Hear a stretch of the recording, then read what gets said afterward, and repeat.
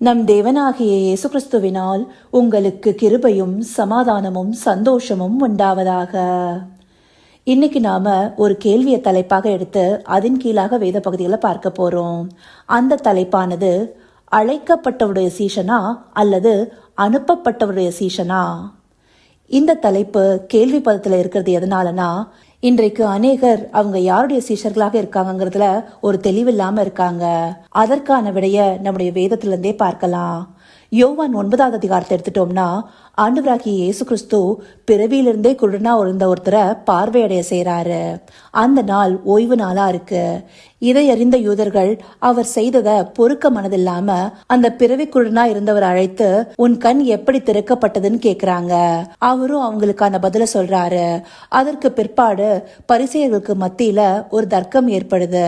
பரிசேயர்ல ஒரு கூட்டத்தார் சொல்றாங்க, தேவனால அனுப்பப்பட்டவர் எப்படி ஓய்வு நாள் கட்டளையை மீறுவார்னு கேக்குறாங்க. மற்ற சிலர் சொல்றாங்க, பாவியாகிய மனுஷனால இப்படிப்பட்ட அற்புதத்தை எப்படி செய்ய முடியும்னு கேக்குறாங்க. இப்படியாக அவங்களுக்குள்ளார குழப்பம் நிலவும் போது அவங்க மறுபடியுமாய் அந்த மனிதன் அழைத்து, நீ எப்படி பார்வையடைந்தாய்னு கேக்குறாங்க. அதற்கு மறுபடியுமாய் அந்த மனிதன் பதில் சொல்றாரு. ஆனாலும் அவங்க திரும்ப திரும்ப அந்த மனிதனை இந்த கேள்விகளை கேக்குறாங்க. அவரை கேக்குறதோட இல்லாம அந்த பார்வையடைந்தவருடைய தாய் தகப்பனையும் அழைத்து அவங்களையும் கேக்குறாங்க. இப்படியாக மறுபடியும் அவனை கூப்பிட்டு அவன் உனக்கு என்ன செய்தான்னு கேக்குறாங்க. அப்போ அந்த பார்வையடைந்தவர் அவங்களுக்கு பதிலாக என்ன சொல்றாருங்கிறத 27வது வசனத்துல பார்த்தோம்னா, முன்னமே உங்களுக்கு சொன்னேன், நீங்கள் கேளாமற் போனீர்கள், மறுபடியும் கேட்க வேண்டியது என்ன? அவருக்கு சீஷராக உங்களுக்கு மனதுண்டோ என்றான். இந்தபடியாக ஆண்டவராகிய இயேசு கிறிஸ்துவுக்கு சீஷராக அவங்களுக்கு மனதுண்டோன்னு அவன் கேட்டபோது பரிசேயர்கள் என்ன பதில் சொல்றாங்கிறத 28வது வசனத்துல பார்க்கும்போது, நீ அவனுடைய சீஷன், நாங்கள் மோசேயினுடைய சீஷர். இந்த வசனத்துல நீ அவனுடைய சீஷன்னு சொல்லும் போது ஆண்டவராகிய இயேசு கிறிஸ்துவனுடைய சீஷனா இந்த பார்வையடைந்தவர் இருக்காருன்னு தங்களை மோசேயினுடைய சீஷர்னு சொல்றாங்க.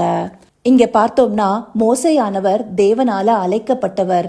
அவருக்கு தேவன் கொடுத்த கட்டளைகளையும் பிரமாணங்களையும் தன்னுடைய ஜனங்களுக்கு அவர் போதித்தார். அப்படியாக மோசேயுடைய பிரமாணங்களை கைக்கொள்கிற இந்த ஜனம் மோசேயினுடைய சீஷன்னு தங்களை அடையாளப்படுத்திக் கொள்றாங்க. ஆனா இங்க ஆண்டவராகிய இயேசு கிறிஸ்து யாரு? தேவனால அனுப்பப்பட்டவரா இருக்கிறாரு. நீ அவருடைய சீஷன்னு சொல்லி இந்த பார்வையடைந்தவரை சொல்றாங்க இல்லையா? அப்படியாக ஆண்டவராகிய இயேசு கிறிஸ்து தேவனால அனுப்பப்பட்டவரா, தேவனுடைய கட்டளைகளை அவருடைய சித்தத்தின்படி அநேகருக்கு அறிவித்தவரா இருக்கிறாரு. அவர் மோசையை காட்டிலும் மேலானவர் இல்லையா? எபிரேயர் 3வது அதிகாரத்துல மோசையை குறித்தும் ஆண்டவராகிய இயேசு கிறிஸ்துவ குறித்தும் சில குறிப்புகள் சொல்லப்பட்டிருக்கும். அங்க மோசையானவர் தேவனுடைய வீட்டில் எங்கும் உண்மையுள்ளவரா இருந்தாரு. ஆனா ஆண்டவராகிய இயேசு கிறிஸ்துவோ அந்த வீட்டின் சுதந்திரவாளியாக தேவனுடைய குமாரனாக இருந்தாருன்னு சொல்லப்பட்டிருக்கு. அப்போ யாருக்கு அதிகாரம் இருக்கு? யாருடைய கற்பனைகளை நம்ம கை கொள்ள வேண்டியதா இருக்கு? இதை நாம் அறிந்து கொள்ளணும். இந்த இடத்துல பரிசேயர்கள் தங்களை மோசேயினுடைய சீஷனா அடையாளப்படுத்தி கொண்டாங்க. சுவிசேஷ புஸ்தகத்துல அநேகர் சீஷர்களை உடையவர்களாக இருந்தாங்க. யோவான் சானனுக்கு சீஷர்கள் இருந்தாங்க. அதே போல இந்த பரிசேயர்களுக்கும் சீஷர்கள் இருந்தாங்க. யாரெல்லாம் ஒருத்தரை போதித்து வழிநடத்துறாங்களோ அவங்க எல்லாருக்குமே சீஷர்கள் இருப்பாங்க. ஆனா எல்லாருக்குமே நித்திய ஜீவ வசனங்களை போதித்தவரா ஆண்டவராகிய இயேசு கிறிஸ்துவே இருந்திருக்கிறாரு. அவர் தாமே மத்தேயு 23வது அதிகாரம் 8வது வசனத்துல என்ன சொல்லியிருக்காருன்னா, நீங்களோ ரபி என்று அழைக்கப்படாதிருங்கள், கிறிஸ்து ஒருவரே உங்களுக்கு போதகராய் இருக்கிறார், நீங்கள் எல்லாரும் சகோதரராய் இருக்கிறீர்கள். இந்த வசனத்தை பார்க்கும்போது கிறிஸ்துவை விசுவாசத்தின் மூலமாக பற்றி கொண்ட நாம் அனைவருமே சகோதர சகோதரிகளாக இருக்கிறோம். அது போதகராக இருந்தாலும், பிரசங்கியாரா இருந்தாலும், இல்லை எந்த ஒரு ஊழியக்காரராக இருந்தாலும் அவங்க எல்லாருமே ஒருத்தருக்கு ஒருத்தர் சகோதரராகவே இருக்கிறாங்க. அவங்க செய்வது ஊழியமே தவிர அவங்க போதகராக முடியாது. எல்லாருக்குமே பரம போதகரா ஒருத்தர் தான் இருக்காரு. அவர் ஆண்டவராகிய இயேசு கிறிஸ்து. அவருடைய சீஷத்துவத்துக்குள்ளாரதான் நாம எல்லாருமே வருவோம். அவர் மத்தேயு 28வது அதிகாரத்துல தன்னுடைய சீஷர்களை அழைத்து சகல ஜாதிகளையும் சீஷராக்கின்னு சொல்லும் போது அவருக்கு கீழாகவே சீஷர்களாக்க சொல்றாங்க. ஏன்னா அவர் கற்பித்த கட்டளைகள் எல்லாமே கை கொள்ளும்படி அவங்க எல்லாரையும் சீஷராக்க சொல்றாரு.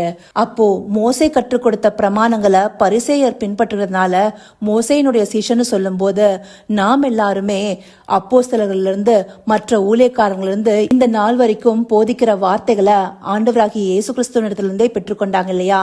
அவருடைய கற்பனைகளை கை கொள்ளும் போது இயேசு கிறிஸ்துவனுடைய சீஷர்களாகவே நாம் ஒவ்வொருத்தருமே இருக்கோங்கிறத அறிந்து கொள்ளணும்.